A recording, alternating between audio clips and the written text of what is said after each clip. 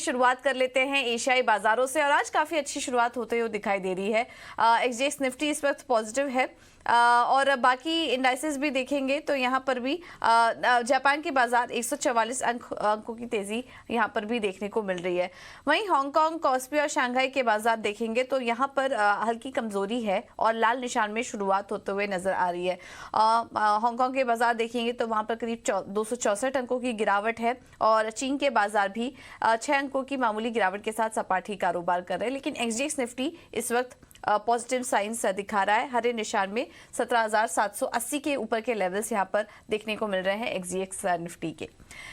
लेकिन अब बाकी ग्लोबल मार्केट्स को देखें तो यहाँ पर भी जो सेंटिमेंट है वो ठीक ठाक ही है। अब एक के बाद एक हम लगातार जो नतीजों की बात कर रहे हैं उसी पर बाजार रिएक्ट कर रहा है। लेकिन अब आने वाले समय में फेड की पॉलिसी है, सेंट्रल बैंकों की बैठक अगले हफ्ते होने वाली है, ईसीबी की बैठक होने वाली है, तो ये तमाम जो इवेंट्स हैं ये काफ़ी इंपॉर्टेंट होंगे और इस पर अब बाजार की नज़र बनी हुई है। और उसके पहले हम देख रहे हैं कि एक रेंज में ग्लोबल मार्केट्स भी कारोबार कर रहे हैं। अगर अमेरिकी बाजारों की बात करें तो वहां पर भी दिन भर दायरे में ही कारोबार होता हुआ दिखाई दिया। जो क्लोजिंग हुई वो काफी मिलीजुली देखने को मिली। डाउ जोन्स हल्के हरे निशान में बंद हुआ, S&P 500 भी हरे निशान में बंद हुआ, लेकिन नैस्डैक हल्की गिरावट के साथ बंद हुआ। लेकिन निचले स्तरों से वहां पर भी कल एक रिकवरी देखने को मिली। वहां पर भी एक के बाद एक नतीजे आ रहे हैं और काफी अहम नतीजे आने वाले हैं इस हफ्ते भी, जिस पर की हमारी नजर रहेगी। कल फर्स्ट रिपब्लिक बैंक के आंकड़े आए और कमजोर नतीजे थे। उसके बाद शेयर में 20% की गिरावट हमने देखने को मिली। वहां पर जो डिपॉजिट्स थे वहां पर 40% टूटे, इस वजह से हमने शेयर में भारी गिरावट देखी। इसके अलावा मैकडॉनल्ड्स और पेप्सिको के भी नतीजे आ जाएंगे। यूपीएस, 3M, वेरिजॉन जैसी कंपनियां भी अपने नतीजे जारी करेंगे। और इसके अलावा इस हफ्ते बड़े टेक कंपनियों के भी नंबर्स आएंगे। अल्फाबेट, माइक्रोसॉफ्ट, अमेजॉन, मेटा जैसी कंपनियों के भी नतीजे आएंगे, तो इस पर भी हमारी नज़र बनी रहेगी। और साथ ही साथ इकोनॉमिक डेटा की बात करें तो न्यू होम सेल्स के आंकड़े और कंज्यूमर कॉन्फिडेंस के कुछ डेटा भी निकल कर आएंगे, तो इसको भी काफ़ी क्लोजली वॉच किया जाएगा वहाँ के सेंटिमेंट्स को समझने के लिए। तो नतीजे फोकस में रहेंगे और अब एक के बाद एक जो इकोनॉमिक आंकड़े आ रहे हैं उस पर भी हमारी नज़र रहेगी। यूरोप के बाजारों से देखें तो वहाँ पर भी संकेत मिले जुले ही थे। नतीजे आए उधर तो हमने देखा कि अच्छे नतीजों के बाद फिलिप्स का शेयर 14% चला।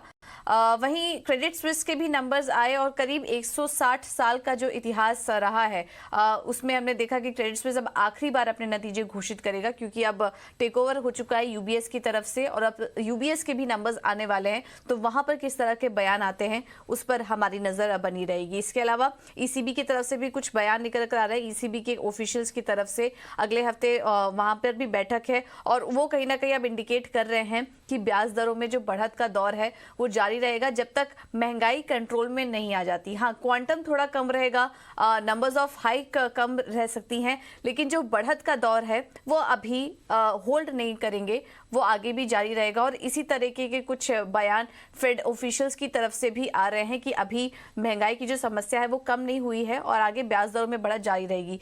तो इस तरह के जो सेंटिमेंट्स बन रहे हैं ओवरऑल बाजार में, उसका असर हम देख रहे हैं बॉन्ड मार्केट, कमोडिटी मार्केट में भी देखने को मिल रहा है। बॉन्ड यील्ड्स उसके पहले हमने देखा कि हल्के दायरे में 3.5% के नीचे कारोबार कर रहे थे। डॉलर इंडेक्स में भी सपाट क्लोजिंग ही देखने को मिली। सोना दायरे में कारोबार कर रहा है, हालांकि कल हमने हल्की रिकवरी वहां पर देखी। और इस बीच चीन में जो डिमांड में सुधार हो रहा है उसके चलते हमने देखा कि कच्चे तेल में भी हल्की रिकवरी थी। लेकिन ओवरऑल बॉन्ड मार्केट और कमोडिटी मार्केट का भी एक ट्रेडिंग देखेंगे तो एक रेंज में ही ये सभी कारोबार कर रहे हैं। तो ये कुछ क्यूज मिल रहे हैं इस वक्त ग्लोबल मार्केट से और अब आने वाले समय में जो एक के बाद एक सेंट्रल बैंकों की बैठक होगी, अब उस पर हमारी नजर बनी हुई है।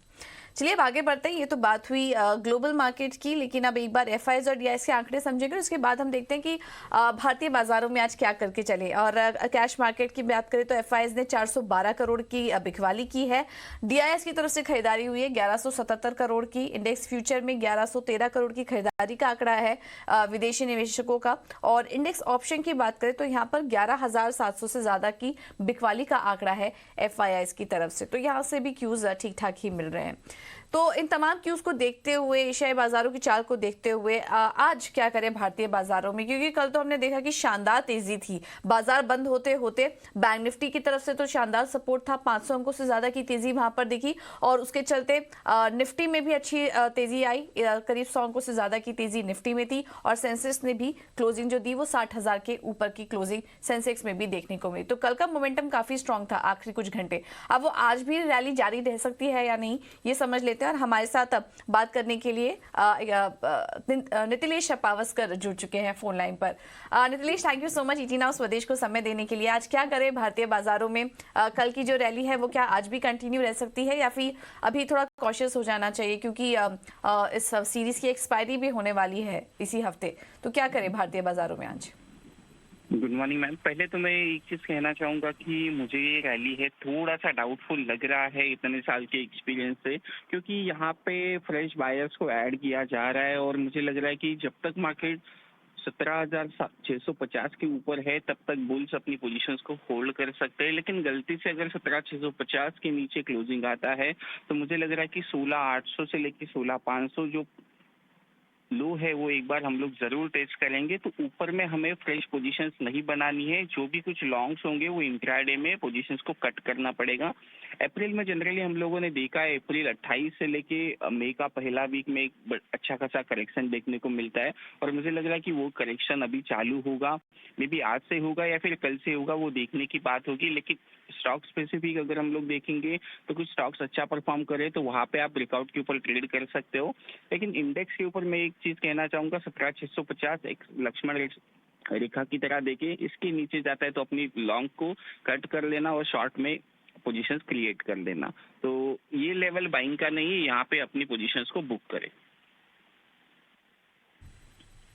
ओके, तो बाइंग का लेवल नहीं है, क्योंकि जैसा कि नितिलेश बता रहे थे कि पिछले काफी समय का ट्रेंड है, जो कि अभी नितिलेश ने हाईलाइट भी किया कि ये जो पीरियड है इस दौरान अक्सर बाजार में करेक्शन देखने को मिलता है। तो उस एक्सपीरियंस के हिसाब से अभी फिलहाल फ्रेश लॉन्ग पोजीशन ना लेके चले, थोड़ा करेक्शन यहाँ पर देखने को मिल सकता है और इंपॉर्टेंट सपोर्ट लेवल्स जो है इस वक्त वो 17,650 से 17,000 और ऊपर की तरफ 17,800 एक अहम रेजिस्टेंस लेवल इस वक्त बाजार के लिए नजर आ रहा है।